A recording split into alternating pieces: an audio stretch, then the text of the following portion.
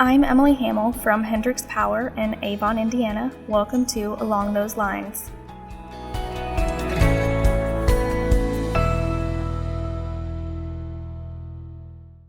Support for this podcast comes from CTC Global, the nation's preeminent developer of high-performance, high-efficiency bare overhead conductors, used by more than 250 utilities worldwide to improve the efficiency, capacity, reliability, and resilience of their electric power grids. Hi, everyone. This is a podcast about electric cooperatives, the work they do, and the challenges they face. I'm your host, Scott Hoffman. New government programs and huge sums of grant money are either flowing or about to flow from the $1.2 trillion federal infrastructure law passed in late 2021. More than $100 billion of that money will go to initiatives that electric cooperatives could likely qualify for, including broadband expansions, electric vehicle charging networks, clean energy incentives, and grid resiliency work. This enormous federal commitment offers an unprecedented opportunity for electric cooperatives to add services and improve their systems for their members. But it also presents a challenge for co-ops who are navigating the complicated and time-consuming process of applying for federal grants. Here to talk about the resources, information, and good advice that's available to co-ops are Lauren Khair. She's NRECA's Director of Business Transformation and the Association's Project Manager for Infrastructure Funding. Later, we'll talk to Jessica Gray, Chief Financial Officer at Victoria Electric Cooperative in Victoria, Texas, about how they're managing the grant application process. Lauren, welcome to the podcast. Thanks so much for being here. Thanks for having me. There have been multiple federal spending packages passed by Congress since the beginning of the pandemic, more than $1 trillion in infrastructure on top of pandemic relief. Do you have a sense right now of how much federal grant money is available in total? A lot. A lot of money is available. To be honest, no. There's so much money flying around here. I think we can focus on that $1 trillion through the infrastructure bill, the Investment in Jobs Act. Okay, in order to sort of tee that up, can you give us a sense of sort of the life cycle of one of these giant funding bills from the writing all the way up to the point where the recipient is writing their final report? Yes, that's a really great question. So, I will say this just to start off, like we say, every co-op is unique. When you meet one co-op, you've met one co-op. I will say that when you've met one infrastructure program, you've met one infrastructure program. They will all be quite unique. And so the way that we're seeing them operate now, and just obviously with all the caveats that things could change depending on how Department of Energy wants to release it. Normally with a new program, let's just take the GRIP program that just released. The GRIP program is the Grid Resilience and Innovation Partnership Program. It's going to look at both poles and wires as well as smart grids and data topic areas. They put out a request for information to get comments back about how they're thinking about structuring the program for people to apply for funding. Let's get some industry comments about how it really should be structured. NRECA's Government Relations Department looks at whatever is released and decides whether or not we should respond on behalf of our membership. Then the RFI's comment period ends. They'll release the funding opportunity announcement, few months after that RFI closes. The funding opportunity announcement, or FOA, is the vehicle for cooperatives and utilities to apply for federal funding, federal grants. So what happens in that federal funding opportunity announcement? Normally, again, not always, but normally, there is a concept paper stage where, say, a co-op wanted to apply for a microgrid. I always like to use the microgrid as an example. And most programs, not all of them, will require a concept paper anywhere between 3 and 5 pages about what's the topic? What do you want the Department of Energy to fund? Give us your best pitch about why you want us to fund this. DOE will come back. They will encourage certain concept papers to move forward. And that's when the co-op will write what I call that mini research paper to respond to the full funding opportunity announcement with a full application. So it's an RFI period, then the FOA drops or funding opportunity announcement. Then either you need a concept paper or you don't, and they'll be very explicit with you about that. And then you will be required to do a full application for the program. That's the entire life cycle from when something is released to when a co-op needs to respond. Normally, these funding opportunity announcements, this is the kicker, Scott, they're only going to be open for 60 to 90 days. So you have to get your entire topic together, all of your data, all of your good demographics, all of your teaming arrangements, and have a really good proposal done and ready to go out the door within 60 to 90 days. You put this proposal in and then you wait a long time to find out if you won. Then you win. And then what? What comes then? You get a big deposit in your bank account, or what's the actual dispersal? That would be great, but no. On the projects that I work on currently, I have a few federal research projects that I currently manage right now. The first thing you're probably going to do is you're going to go into negotiations, right? You're going to say, okay, we've won this award. What's the timeline? What's our period of performance? What is our budget? Who is our subcontractors? Who are our sub-recipients? And so you're going to work with that agency to make sure that you all are in agreement about what you are going to deliver. And that is the time to just make any kind of tweaks to the proposal that you need to do, because the negotiations are going to be involving the lawyers, and they're going to ensure that what you say you're going to do, you're going to do, and that's going to be that contract that you have. That's a really important step. So once you win, it's about execution and about having a good project plan to be able to successfully execute and meet those deliverables, which will be required in any project, right? So say you're putting in a microgrid, maybe one of the first deliverables will be you need to complete a feasibility study. Okay, then you turn that into the Department of Energy. If it's deliverable-based contract, they will give you the money for that deliverable. If it's not, it's a different way of setting up a contract. And then you kind of just walk through your project, obviously with interactions with the agency that's funding you to ensure that you're doing what they want you to be doing, and that you're measuring and verifying the goals of the project that you put forward. Right. And then ultimately, then there's some final report that you have to put in saying we did this and here it is and it's functioning and we use the money the way we were supposed to. You make it sound so simple, Scott, but yes, that is correct. There is a final report at the end of your project period of performance that you got to work with your accounting folks and you got to work with, your technical team to put together to say, this is what we accomplished. Here's our measurement and verification. Also making sure that you have the right systems in place, that you understand how to report to the government appropriately. That is where I think a small barrier is going to be for cooperatives who've never done federal funding, is understanding that they have to track things a little bit differently depending on the agency that they're applying for money from. With the actual infrastructure bill, roughly a third of it is going to roads and bridges and the kind of stuff that co-ops are probably not going to be bidding on. But the rest of that totality of what's left, how many programs and how much money is out there that you all think co-ops would have a good shot at qualifying for? I haven't fully done that math. I think it's just fair to say it's billions of dollars, Scott. If co-ops are curious which programs we think our members are interested in, those are all on the infrastructure hub. There's, I would say, give or take, and maybe 20 or so programs that we think that our co-ops will actually care about and want to go after, that are their priorities. And actually, some of these programs are still sort of being developed, right? The infrastructure law was passed almost a year ago, but they're still sort of building out these programs to disperse them. How long does the government have to get this money out? Will this be done within the calendar year, or is it going to take years to disperse all this money? It's definitely going to take years, Scott. They have 5 years to push out the money. A lot of the programs, you are correct, have not been created or not been pushed out yet. So they're running into this problem that year one has already ended, and now they're in year two. So what you'll see from a lot of these programs is you'll see them push out both year one and year two funding.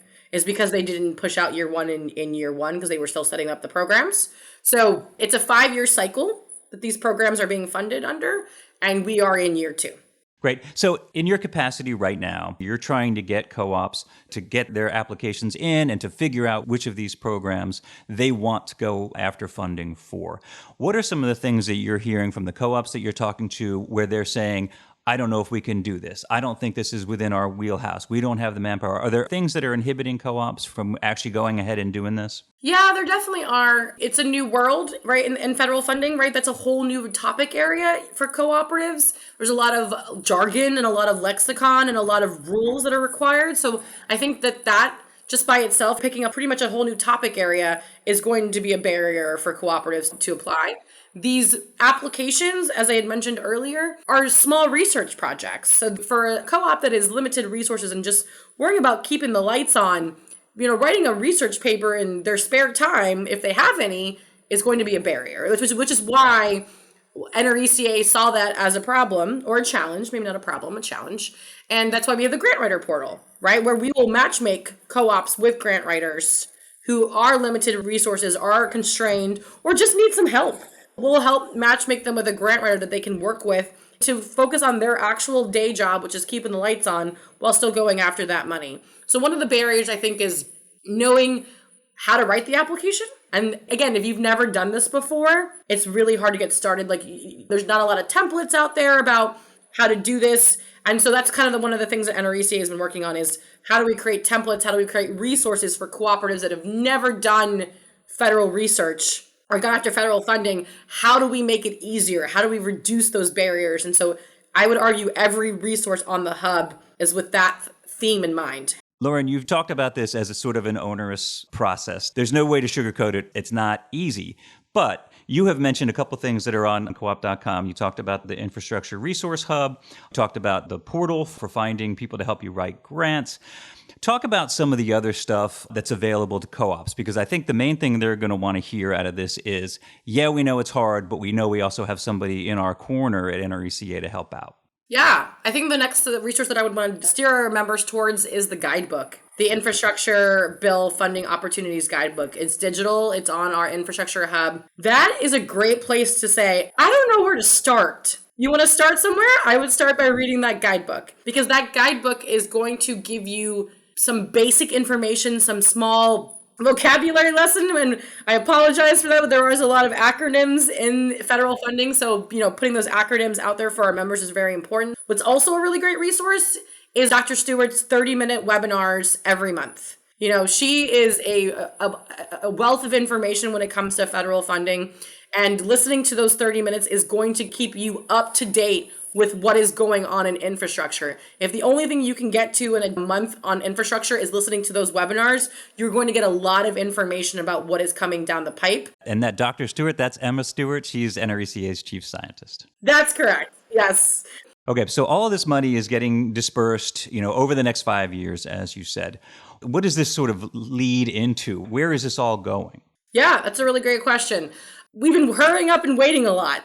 And now the wait is over. We are expecting that 3 of our major programs that we think our members will be the most interested in will be dropping either this fall, winter, or early next year. And so I just want to give everyone just to prepare themselves and kind of circle the calendar on these 3 things. The 3 programs that we think will be coming out, in the next 6 months, and these are the ones that we do think our members will care about, is the first one is the energy improvements for rural and remote areas. It's $1 billion for communities that are less than 10,000 folks or less. They explain what they mean by how you can, slice and dice your service territory to account for 10,000 folks. But that one is ERA for short. We think that one will be coming out here pretty soon. So if the co-ops are interested, this is the time to curate their project plans. The next one that we think and we know is coming out is the Rural and Municipal Utility Advanced Cybersecurity Grant and Technical Assistance. That's a mouthful. We call it RMUC for short. And so if a co-op is interested in funding cybersecurity, this program is made for only rural electric cooperatives, municipal utilities, and small investor-owned utilities. So this is the best place for co-ops who want to invest in their cybersecurity posture, continuing to strengthen it, to apply for funding there, because there's $250 million for that program. And that is a great place for co-ops to get some of that much needed resources for cybersecurity. And then the one that we know is for sure coming out probably here pretty soon is the Grid Resilience and Innovation Partnership, or GRIP for short. GRIP has 3 topic areas. Topic area 1, think of it as the poles and wires area, which is the federal portion of poles and wires. Topic 2 is going to be those smart grid and data analytics tools for drones, for DERMS, for sensors, for distribution automation where it makes sense.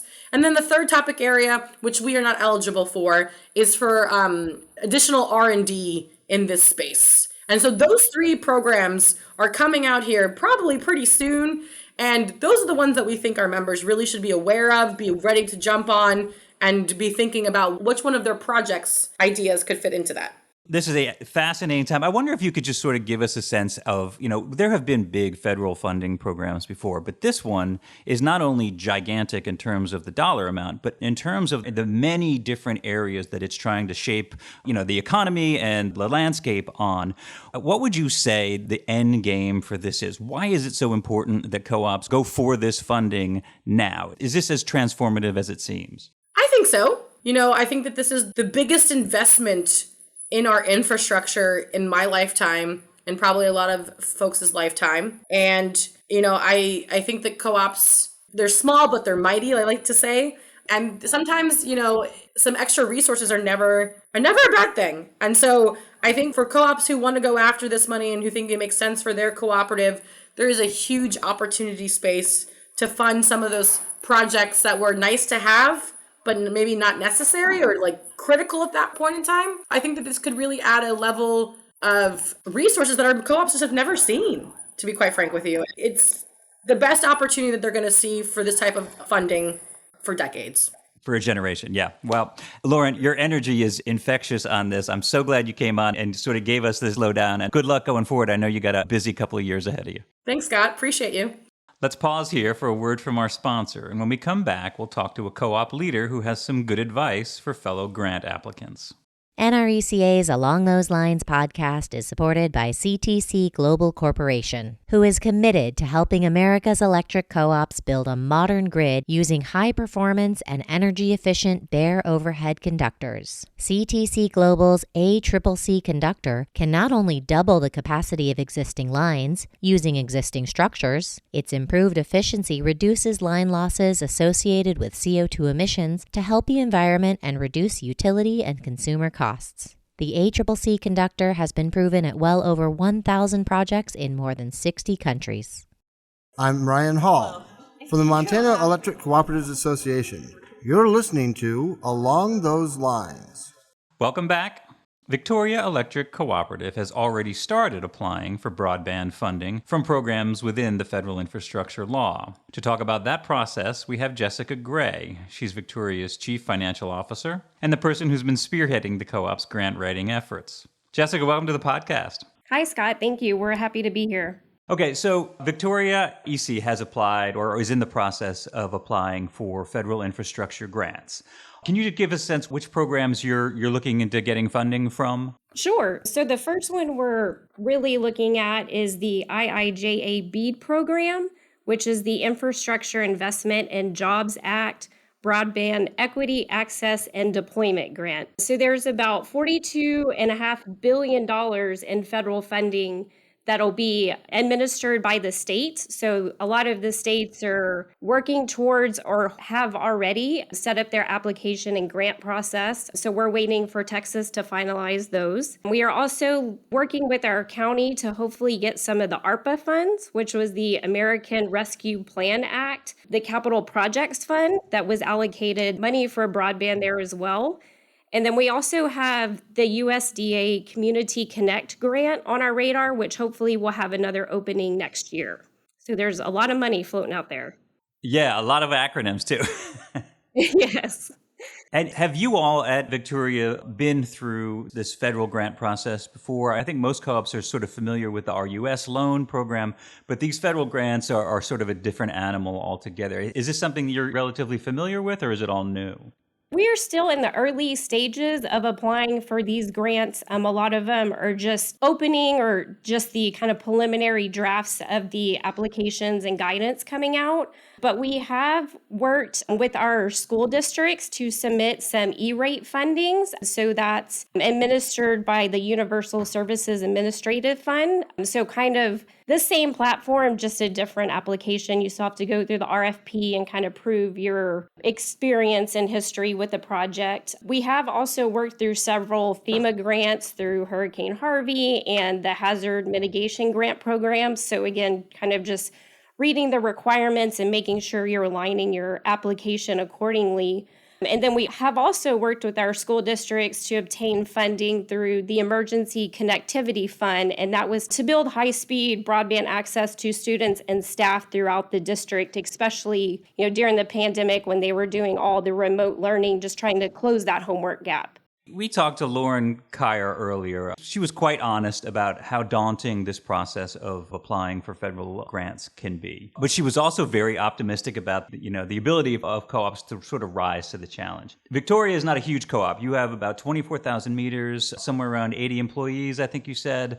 So it's probably fair to assume that you don't have a full-time grant writer on staff and that this process sort of necessarily means extra work for some folks. Would that be a correct assessment? Yes, that's absolutely true. And that's, I would say, one of the biggest hurdles to overcome is just reading through all the notice of funding announcements and requirements and guidelines and just kind of wrapping your head around what is required and what's going to be needed, the time constraints, and again, within the business itself, who has the time, what different departments you're going to be pulling in. So we will be utilizing internal resources, but we are actually working with NRECA's grant writing partner to help match us up with a grant writing firm. So we will definitely be pursuing that just due to the sheer volume of information that's required for a lot of these grants. That's great. I wonder if you could sort of walk us through the decision-making process that you all went through before you even decided to go for this grant. Is it something that you all come together and sort of talked about and said, yeah, I think we should do this or we can do this? Tell us sort of what the process was to get you to the point where you were like, okay, let's go for this. Yes, absolutely. So kind of our core broadband team will get together. We keep a running spreadsheet of the grants that are available as we find them, what the requirements are for each grant, and then also the deadlines, just to see if we have enough time to be able to even pull that grant together. So one of the first things we really look at is the notice of funding opportunity, just to make sure that grant aligns with our mission and goals of providing broadband service to those underserved and unserved areas. And then also, like you had mentioned, we look through the requirements of the grant just to make sure that areas that we would be eligible to apply for are worth the work that the grant entails. So not only on the front end, but a lot of them also have a lot of after grant reporting for multiple years once the grant is awarded. We really look at the eligibility requirements just to make sure that the cooperative is an eligible recipient, because a lot of them will be awarded to the state first, like the BEAD program. So you would then be applying to the state versus through the national infrastructure that's guiding the loan. And then we also really look at the cost sharing requirements, because many of the grants require a cost match, usually 25 or more % of the grant. You have to provide matching funds as well. Wow, yeah, I don't know if a lot of co-ops know that. That's a really good point. And one of the things that we were talking to Lauren about, and you've gotten into this a little bit with the process of doing the application, can you walk us a little bit through the steps that you took and maybe a little bit of the time it has taken you all to go from deciding to go after this grant to the time that you hit send on the application? Yeah, so like I said, we're still in the very early stages applying for these grants, waiting for them to open the full application. But in talking with different grant writers and consultants, they suggest 6 to 8 weeks in advance of submission to be able to prepare, a well-organized, complete application. And that gives you enough time to review all the documentation and pull everything together. So you're looking at several months of investment in each grant opportunity. Yeah, and that is daunting, but it's important to be sort of upfront and honest about the time commitment that you're looking at. But I think what you said it earlier, you have to weigh the balance of whether the funding is sufficient enough to make it worth the effort. And a lot of these grants, it seems to be the case that it is. Is there any advice that you could give to co-ops, either pitfalls to avoid, shortcuts that will help you to get through the process a little easier, anything that in your experience up until now that would help co-ops take on what you've taken on? I would say start early, because those deadlines come up quickly. You say 2 to 3 months out, but those 2 to 3 months are here and gone before you realize it. And there's also just a lot of documentation you can start gathering that's pretty basic across all the grants, resumes of your key employees, your history, kind of your engagement in the community, and just kind of what your service area looks like. So just getting a head start and preparing that document, so whenever the notice of funding opportunity does come out, you have kind of the base platform ready to go and just tailor them accordingly. A couple of other things we have noticed along the way is that it's important to enroll in the Affordable Connectivity Program, as many of the grants do require a low-cost option. So that just allows the subscriber to get a $30 bill credit as long as they meet the requirements of that program. And then we have also noticed a lot of the grants are really focused on the unserved or underserved areas of the state or the nation. So having a diversity, equity, and inclusion plan is really something we're focused on and trying to get put into place, so we have that available as well. Before I let you go, Jessica, I know Victoria has sort of committed the resources to doing these grants in the past.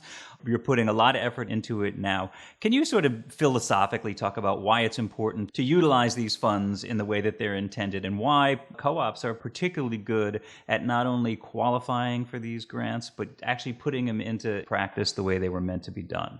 Yeah, sure. Co-ops are here for our community. The concern for community is one of our core cooperative principles. So we already have a lot of that engagement within the community and the schools and the different organizations that our community serves. So to be able to align that and partner with your counties or your state officials, having those relationships in place, which a lot of cooperatives already do, really helps plead our case and put our mission out there. We already have our plans in place. We are well established and we are local. If you call us, you're going to get a person, so we're really trying to emphasize that those funds go to cooperatives or local companies that are going to be there long term and are not just getting the money to throw out a build and just see what happens in the long term. And there's $110 billion that has been identified that cooperatives could use. And it's not just broadband. There's grid modernization, resiliency, EVs, cybersecurity. So it really gives us the opportunity to just help our membership out in many aspects that we are able to serve them in. I mean, it sounds like you guys are doing all the right things. I really appreciate you coming on and sharing some of your lessons learned so far. And best of luck to Victoria with your applications and then actually using that funding. Yes, thank you. We appreciate it. And thanks to you, our listeners, and to our sponsor, CTC Global. For more on this and other podcasts, visit us at electric.coop. Until next time, for Along Those Lines, I'm Scott Hoffman. Hi, I'm Kelly Crawford from Blue Ridge Mountain EMC in Young Harris, Georgia. Thanks for listening to Along Those Lines. Subscribe and rate us on your favorite podcast app.